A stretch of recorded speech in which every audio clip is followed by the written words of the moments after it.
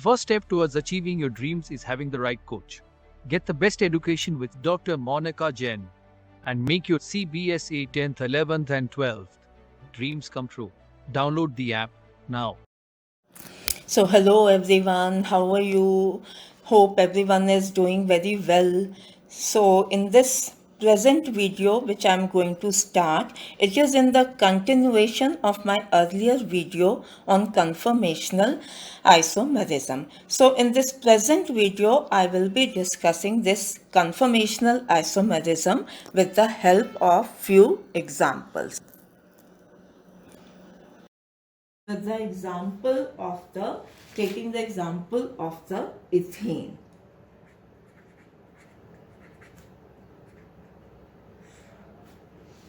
So ethane is CH3CH3.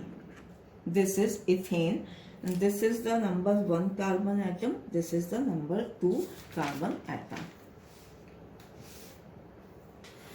So we can write this ethane like this also in the expanded form.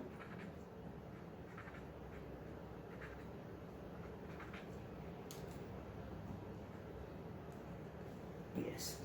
So then, to study about the conformation of ethane.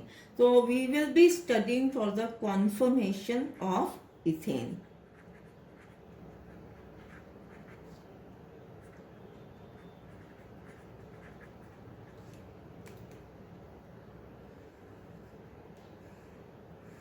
So there are two ways to represent these conformations. So first is called the Sawhorse formula.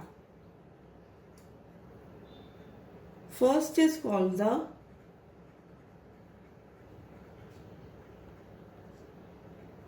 Sawhorse formula.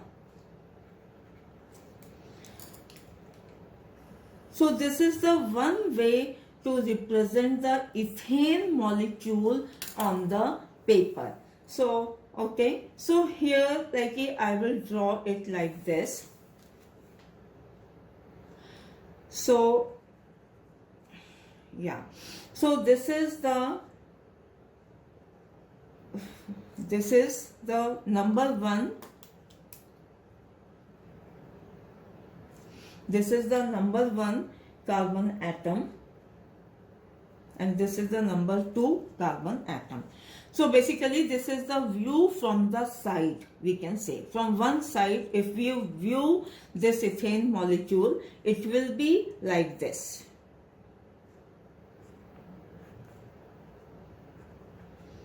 So number 1 carbon atom is having the 3 hydrogen atom attached to this, and the number 2 carbon atom is also having the 3 hydrogen atoms.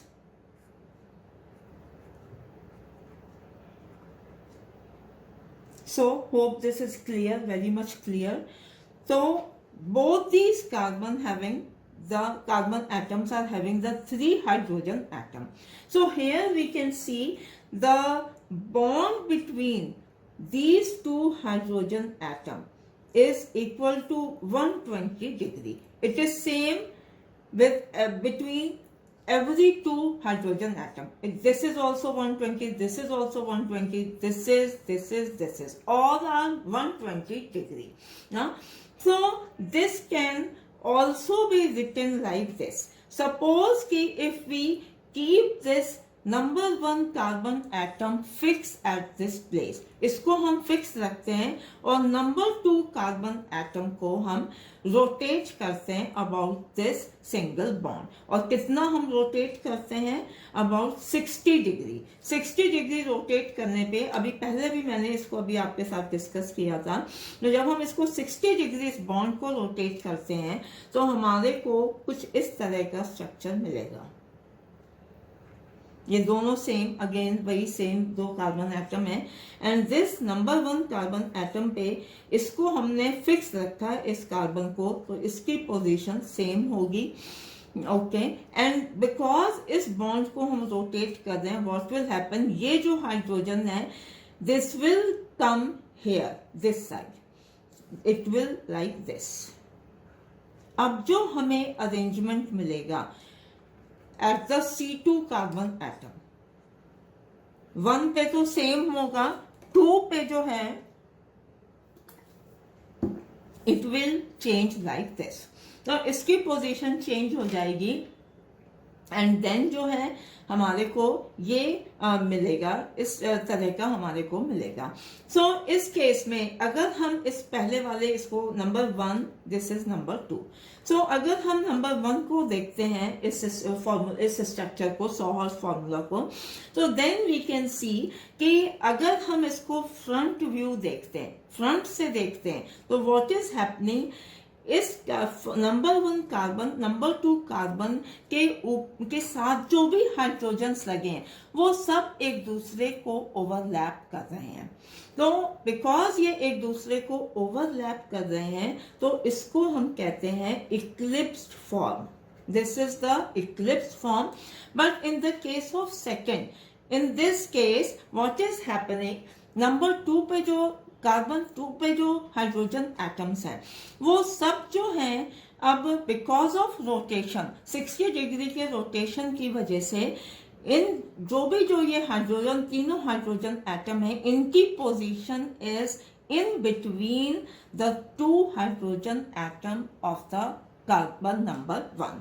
तो इसको हम कहते हैं staggered position, staggered form, staggered form. Okay, so इसको हम staggered form कहते हैं और this one is the eclipse form.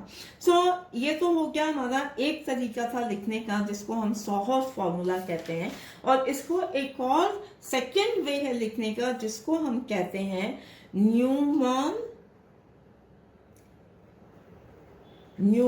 Projection formula.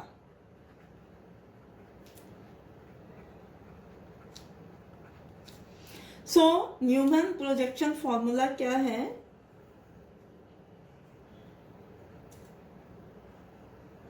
जैसे अभी हमने सॉहर्स में इस मॉलिक्यूल का, इथेन मॉलिक्यूल का साइड व्यू लिया था और इसमें हमने क्लैरिटी के लिए इन दोनों कार्बन के बीच का बॉन्ड थोड़ा सा इलोंगेटेड फॉर्म में बनाया था। But in Newman projection formula, इसमें हम क्या करते हैं, इसमें हम फ्रंट व्यू लेते हैं इथेन मॉलिक्यूल का, जिसमें हमें जैसे लाइक कि in this way we can see कि जैसे अगर हम नंबर 1 कार्बन एटम को, दिस नंबर 1 कार्बन एटम को हम ऐसे शो करते हैं with the dot, number 1 carbon atom dot से हमने शो किया, दिस इज नंबर 1, और इसके साथ जो 3 हाइड्रोजन एटम है इट इज लाइक दिस 1 2 3, और इन बोथ किसी भी 2 हाइड्रोजन एटम के बीच में again the bond angle is 120 degree, जैसे अभी हमने यहाँ पर शो करा था। ओके, और बिकॉज ये हमारा फ्रंट व्यू है तो हमें जो है ये नंबर 1 कार्बन एटम है, इसके बैक का जो कार्बन एटम है उसको शो करने के लिए we draw a circle like this. So ये this red one is the red circle is for the number 2 carbon atom. Okay. So अगर हमें ये eclipse form को we want to show it with this Newman projection formula, तो हम कैसे बनाएंगे? This is the black dot is number 1 carbon atom जिससे 3 hydrogen atom जुड़े हुए हैं by a single bond, और बैक वाला this C2 सेकेंड वाला जो कार्बन एटम है उसको हमने रेड राउंड से शो करा है, एंड बिकॉज इक्लिप्स फॉर्म है ना, so here second carbon atom पे जो हमारे हाइड्रोजन है it will be shown like this eclipse form में। सो these 3 hydrogen atom which are written with the red color are the 3 hydrogen atom जो कि second number carbon से जुड़े हुए हैं, और ये जो है again this is the eclipsed form, इसको हम कहेंगे ये इक्लिप्स्ड फॉर्म है।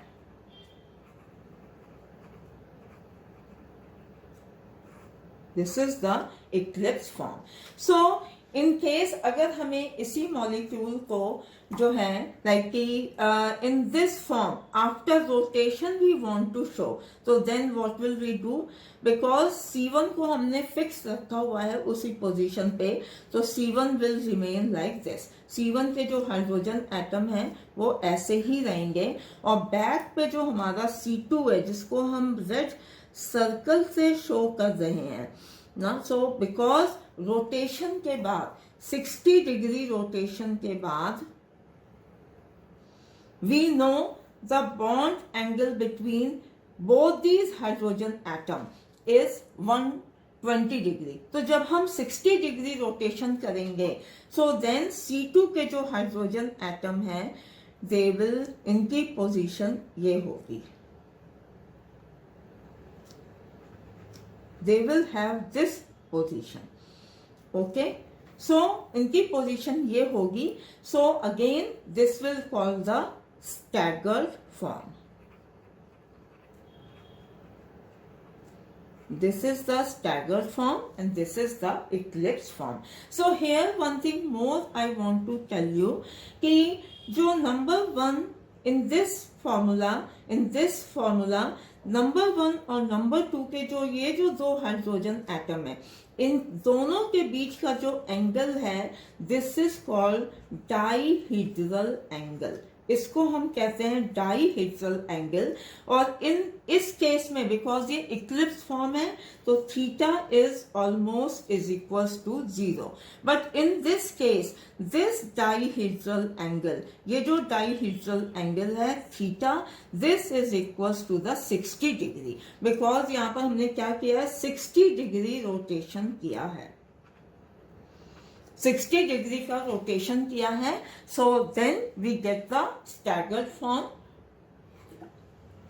और स्टैगर्ड फॉर्म में इन दोनों हाइड्रोजन के बीच का angle dihedral angle will be of 60 degree. So then now इस केस में एक और पॉसिबिलिटी हो सकती है, तो ये अभी हमें समझ आ गया ये इक्लिप्स फॉर्म है, ये स्टैगर्ड फॉर्म है। एक और ऐसी पॉसिबिलिटी हो सकती है कि बिकॉज हम फ्री हैं, हम किसी भी एंगल पे हम इस बॉन्ड को रोटेट कर सकते हैं, तो हमें जैसे अभी हमने डिस्कस किया था कि infinite number of conformational isomers मिलेंगे। तो सपोज अगर हम इसको अदर देन 60 डिग्री के अलावा किसी भी एंगल पे इस बॉन्ड को रोटेट करते हैं, तो जितने भी तरह के जो हमें इसके कन्फॉर्मेशनल आइसोमर्स मिलेंगे तो हम उसको स्क्यू फॉर्म कहते हैं, और उसको भी हम एक बार इससे समझ लेते हैं कि कैसे हमें मिलता है। तो स्क्यू फॉर्म अगर हम बनाते हैं लाइक सपोज ये number 1 carbon atom having the 3 hydrogen atoms, and जो ये बैक वाला हमारा नंबर 2 कार्बन एटम है, so skew means any angle we can rotate the carbon bond, so but it should be different from the 60 degree। तो suppose कि अगर हमने इतना रोटेशन किया कि ये जो है 15 डिग्री या 20 डिग्री और इसकी पोजीशन ये आ जाती है बॉन्ड की of the hydrogen atom, so then this is called the skew form, इसको हम स्क्यू फॉर्म कहते हैं, SKEW, skew form is there, okay। So now हम ये भी डिस्कस कर लेते हैं कि so in this case in this case skew form में this dihedral angle will be can be anything, कुछ भी हो सकता है, means 20 degree 30 degree anything, it can be other than the 60 degree। So now we can discuss about the energy profile diagram for this conformation of ethane। तो hope till now everything is clear कि what is the eclipse form, staggered form and the skew form, ये सारे forms क्या होते हैं, okay. सो देन अब हम जो है अगर इन दोनों को हम डिस्कस करें, this eclipse form and the staggered form. So eclipse form में we can see in this eclipse form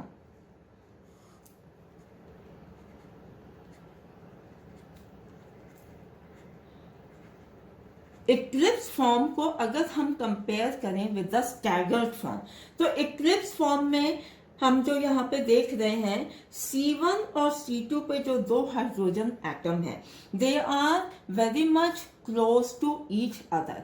तो जब ये दोनों जो है, बिकॉज ये दोनों बॉन्ड्स बहुत क्लोज हैं एक दूसरे के, मीन्स कि electron clouds for both these bonds are very close, because electron clouds दोनों बॉन्ड के बहुत क्लोज हैं, तो इसमें maximum repulsion will be there.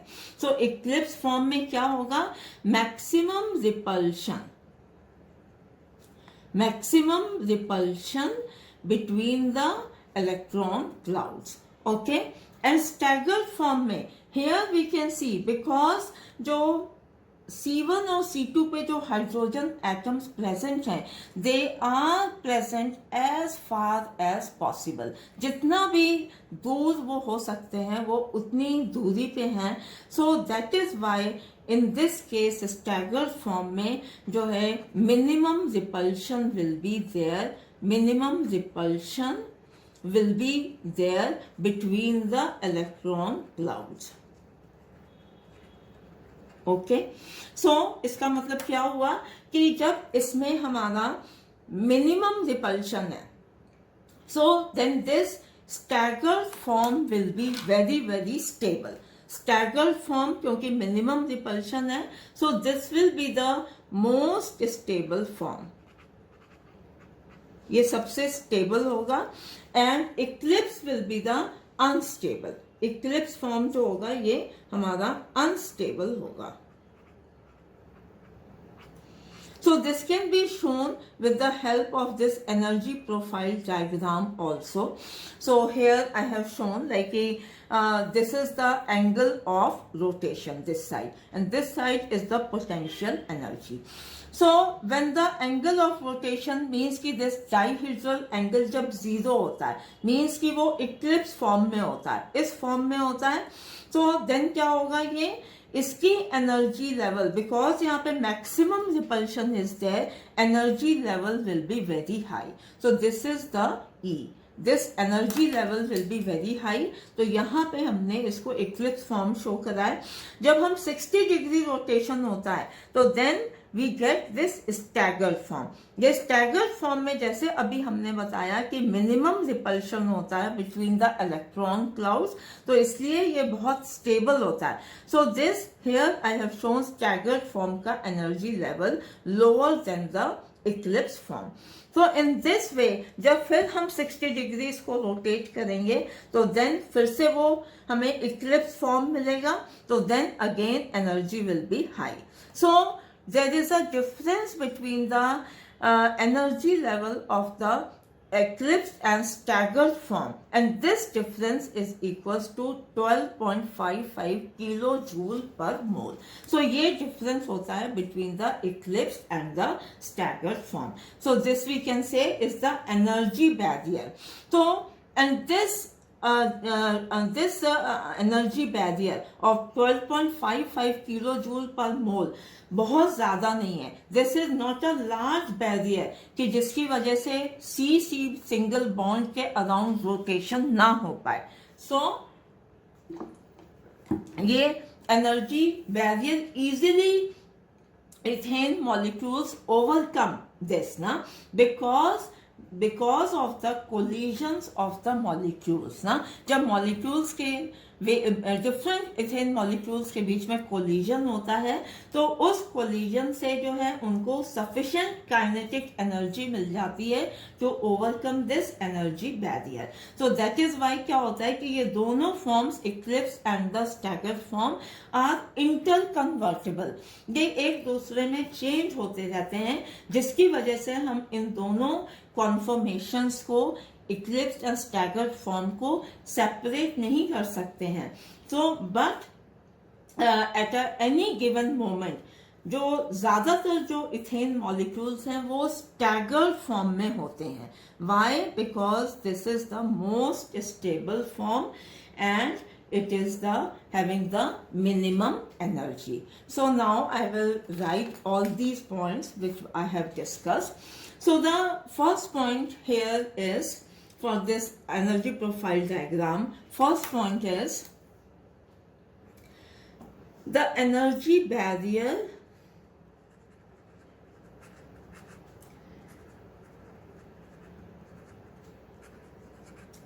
between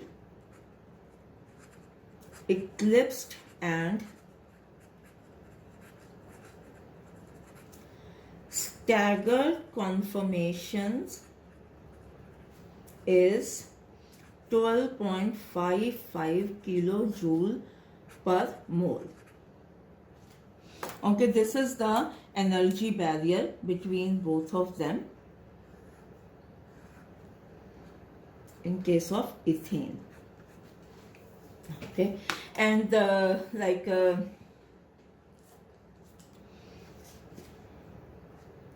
and at room temperature,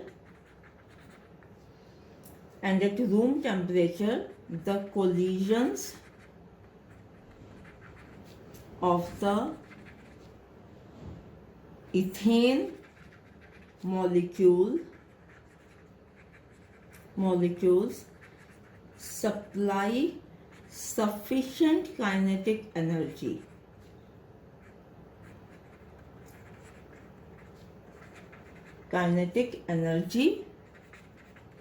to overcome this energy barrier.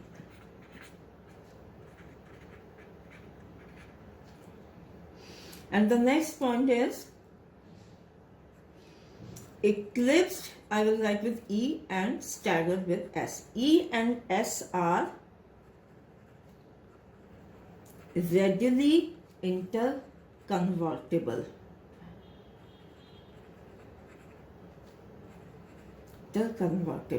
So E and S keep on converting to each other. As a result, not possible to separate both the conformations of ethane. तो E और S को separate करना आसान नहीं होता है, but at any given moment, किसी एक पर्टिकुलर टाइम पे, but at any given moment most of the ethane molecules exist in staggered form because it is more stable and have minimum energy.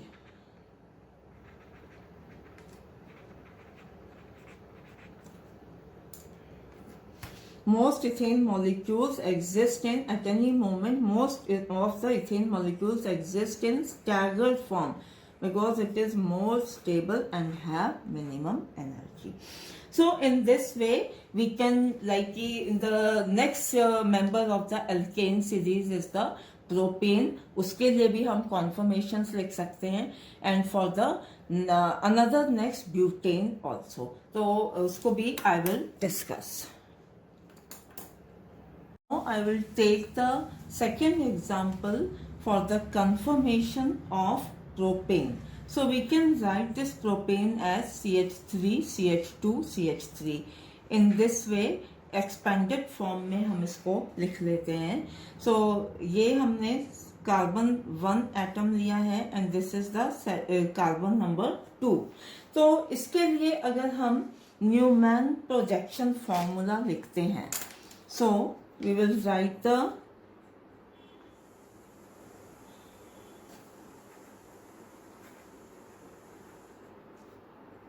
Newman projection formula. So it is very much similar to the earlier example of ethane. वो इसके almost उसकी तरह से ही हम इसके लिए लिखेंगे. सो पहले हमने this is the number 1 carbon atom. तो इस नंबर 1 कार्बन एटम को हम डॉट से शो करेंगे.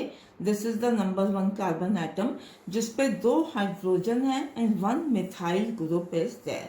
तो इसको हम इस तरह से बनाएंगे. सो ये यहाँ पर 1 हाइड्रोजन, सेकेंड हाइड्रोजन एंड ये मिथाइल ग्रुप हो गया. And the carbon two number of carbon will be shown with the circle.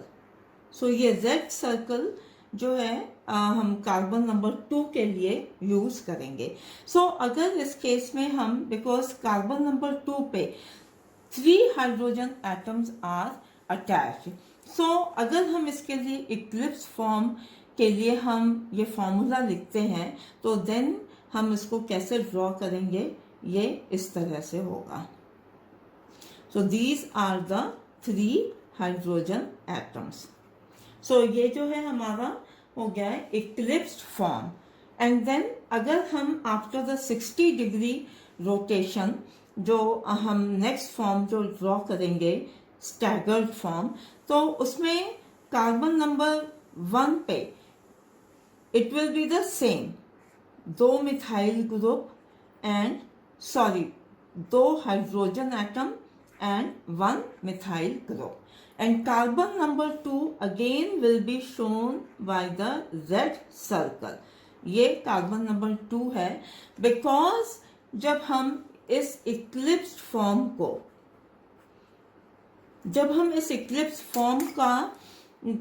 जब हम इसमें कार्बन बॉन्ड को रोटेट करते हैं विद द 60 डिग्री रोटेशन के बाद we get the staggered form. तो इस स्टैगर्ड फॉर्म में कार्बन नंबर 2 पे जो 60 डिग्री के रोटेशन के बाद हाइड्रोजन एटम की पोजीशन होगी, it will be like this.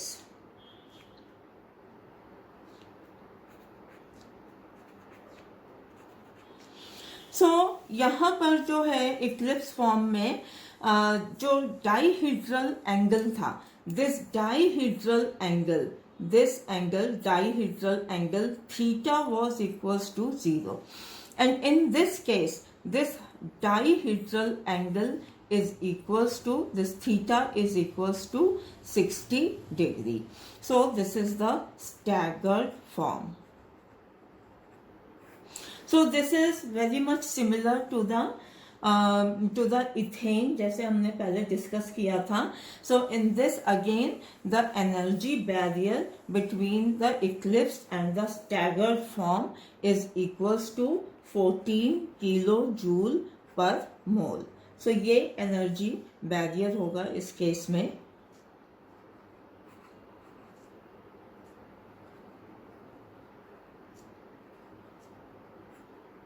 And again both these forms are interconvertible. So then now I will go to the next example of butane.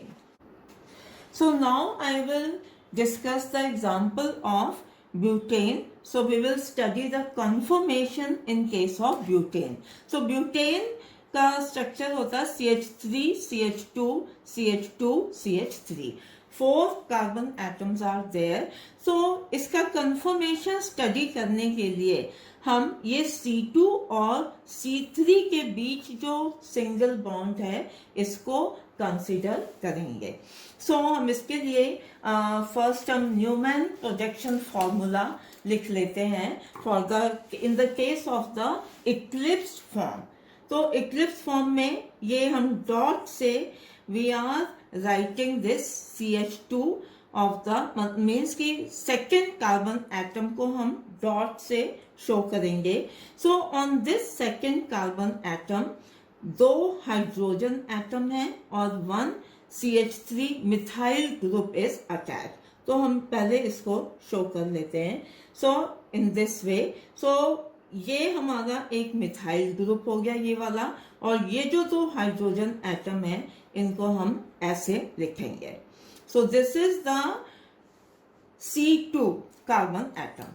So then अब ये CH2, this third number of carbon atom, we will show like a with the red circle.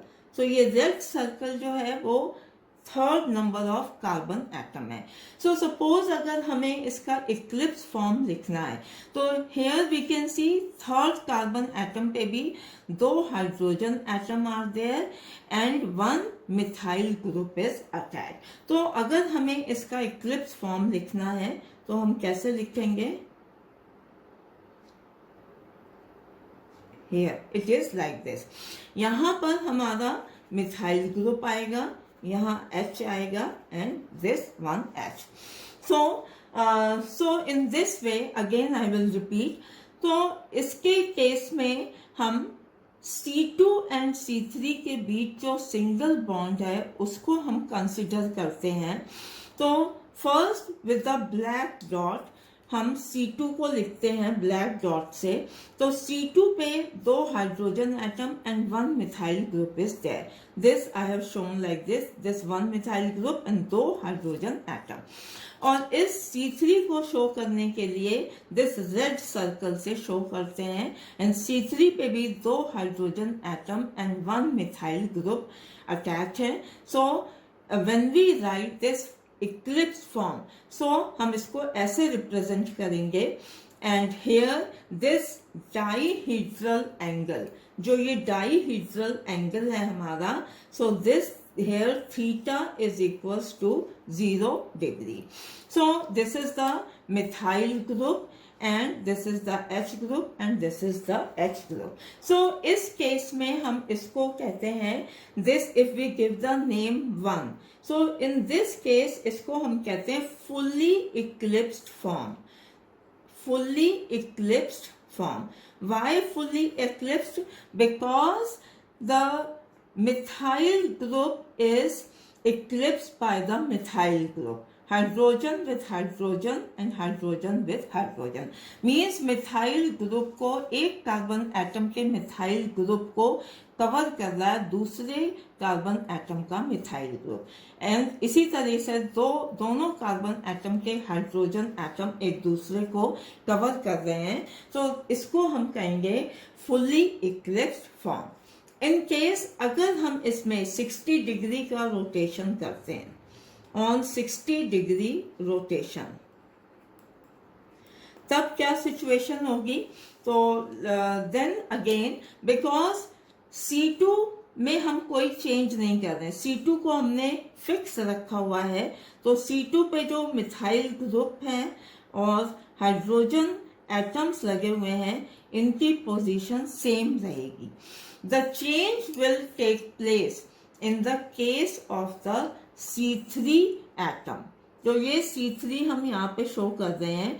तो 60 degree के rotation के बाद ये methyl group की position change होके यहाँ आ जाएगा, हाइड्रोजन एटम यहाँ आएगा and the another hydrogen atom will come here. So this is the dihedral angle here and ये जो है theta is equals to the 60 degree. So here we can see कि इस केस में इसको हम कहते हैं गॉचे form. This is called the gauche form. इसको अगर हम second we give the second number, so this is called the Gauche form. Because in this case after 60 degree of rotation इसमें दो मिथाइल ग्रुप, दोनों कार्बन एटम पे जो methyl group attach हैं उनमें जो है 60 degree angle is there between both of them. तो इस ऐसी सिचुएशन को it is called the gauche form. So then next after this again if 60 degree rotation is done, तो देन क्या सिचुएशन होती है? सो देन जो है हमारा again this one will be same. हमारे C2 कार्बन एटम पे it will be again same methyl group, hydrogen atom. Then C3 again we will write with this red circle and then अब क्या होगा, because 60 degree का rotation यहाँ पे हो रहा है, तो then this methyl group will come with this hydrogen, it will come like this, and this hydrogen will move here and this hydrogen will move here.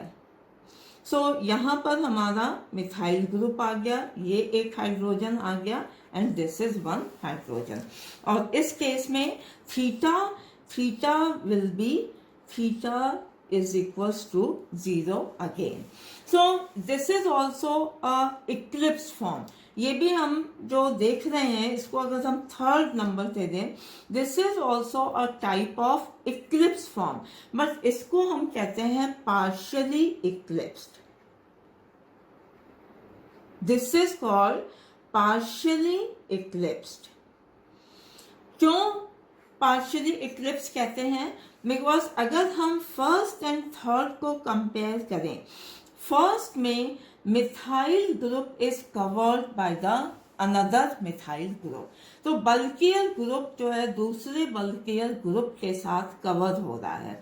But in this case it is called the partially eclipsed because here one methyl group is covered with the H hydrogen atom, and here also we can see this methyl group is covered with the hydrogen atom. So ये eclipse form तो है, but it is the partially eclipsed form. So इसलिए इसको हम partially eclipsed form कहते हैं. So then जो है after again इसमें फिर से अगर 60 डिग्री का रोटेशन होता है, 60 degree rotation, so then what will happen? So C2 carbon पे situation will be same, groups will be same. So here one methyl, one hydrogen, and then हम इसमें C3 कार्बन एटम को with this red circle show करेंगे. So what will happen from here? This methyl group, ये methyl group 60 degree rotation के बाद it will come here, and this hydrogen will move here. Hydrogen की position ये होगी and third hydrogen will come here. So we can see कि this is the staggered form we can see ना. जैसे हमने अभी इथेन के case में पढ़ा था कि ये जो है एक तरह से स्टैगर्ड फॉर्म है इन the case of butane, but इसको यहां पर because in this case this methyl group is exactly having the opposite position. इस मिथाइल ग्रुप के exactly ये दूसरा मिथाइल ग्रुप इसके opposite में है at the 180 degree, and all the hydrogen like this hydrogen is opposite to this hydrogen is opposite to this. So इसमें ये एक तरह से completely staggered है, because staggered form तो हमारा अगर हम इसको फोर्थ नंबर देते हैं तो this is the completely staggered form जिसको हम कहते हैं anti form, which is called the anti, और इसको yes anti form.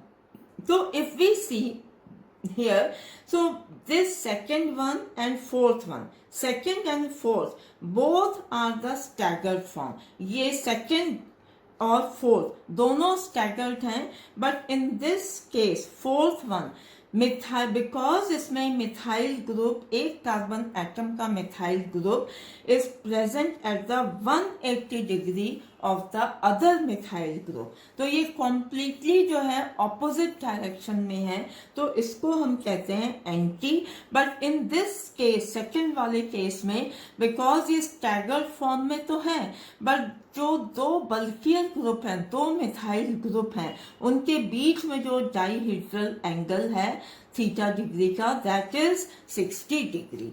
और इस केस में जो है थीटा, इस केस में जो है लाइक यस दोनों मिथाइल ग्रुप के बीच का एंगल वो 180 डिग्री है. So this is called the gauche form and this is called the anti form. सो देन अब हम इसको स्टेबिलिटी के अकॉर्डिंग भी वी कैन स्टडी कि इसमें स्टेबल इन चारों फॉर्म्स में सबसे ज्यादा कौन सा फॉर्म स्टेबल होगा। बिकॉज अभी भी इसमें अगेन अगर हम 60 डिग्री का रोटेशन करते हैं in this anti conformation, so then what will happen, again this methyl will come here ना, so then जो हमारा फॉर्म मिलेगा वो partially eclipse फॉर्म होगा।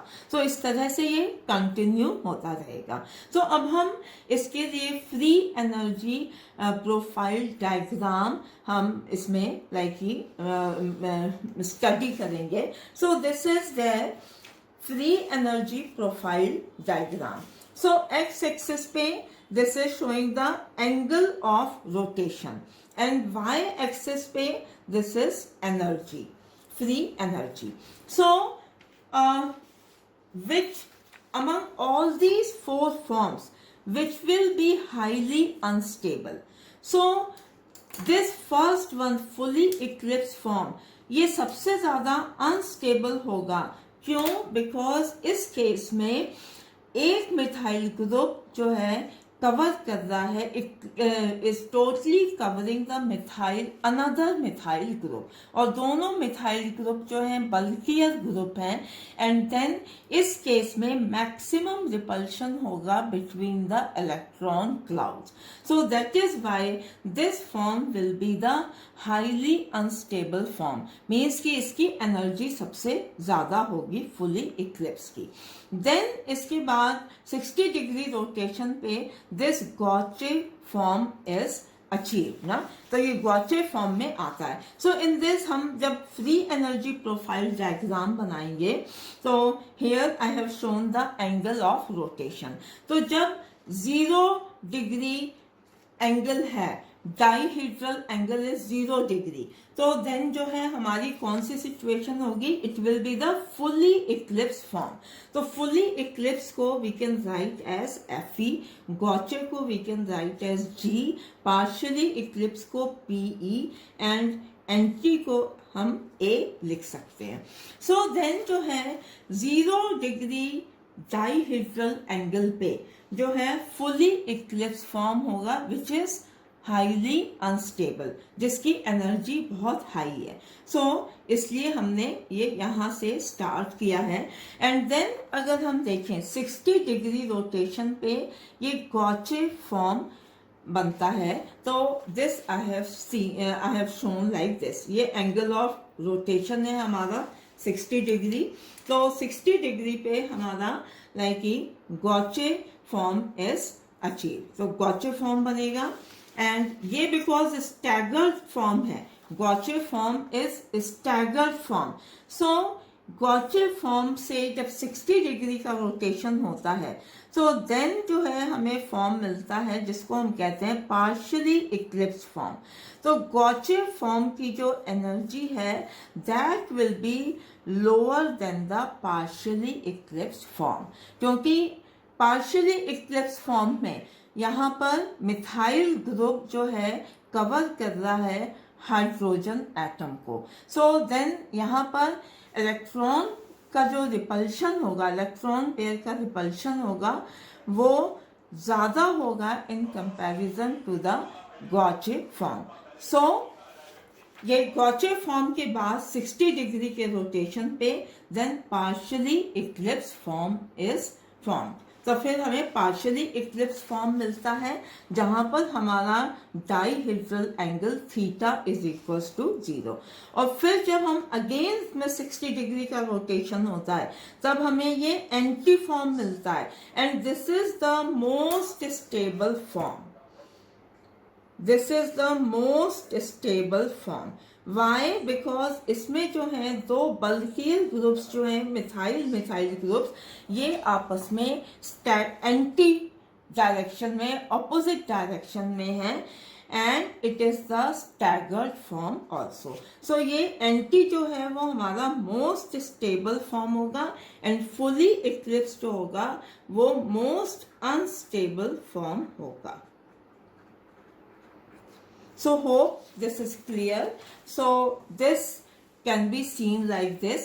with the help of this free energy profile diagram. So इसके बाद अब हम ये लिख सकते हैं कि कि अगर हम इन सबको कंपेयर करें अकॉर्डिंग टू द स्टेबिलिटी, तो स्टेबिलिटी अगर हम इन सारे कन्फर्मेशंस की देखते हैं इन केस ऑफ ब्यूटेन, तो सबसे ज्यादा हाईली स्टेबल जो है that is the anti form, because this is anti form is the highly stable form. इसके बाद जो है हमारा गॉचे फॉर्म आएगा after anti, and after Gauche then partially eclipsed form will come, and then after this is the fully eclipsed form. So ये हमारा stability का order होगा. और अगर हम एनर्जी के हिसाब से एनर्जी वाइज देखें तो it will B exactly opposite. अगर हम एनर्जी के बेसिस पे कंपेयर करें तो वो स्टेबिलिटी वाले ऑर्डर का एग्जैक्टली opposite होगा. So it will be like this. So yes, so in this way we can understand about the conformation in the case of butane. So hope it is very much clear to everyone. So this is something very very important topic in the isomerism. So please watch entire video till the end, and also my earlier videos for isomerism, and their link is given in the description box. So thank you so much. Thank you.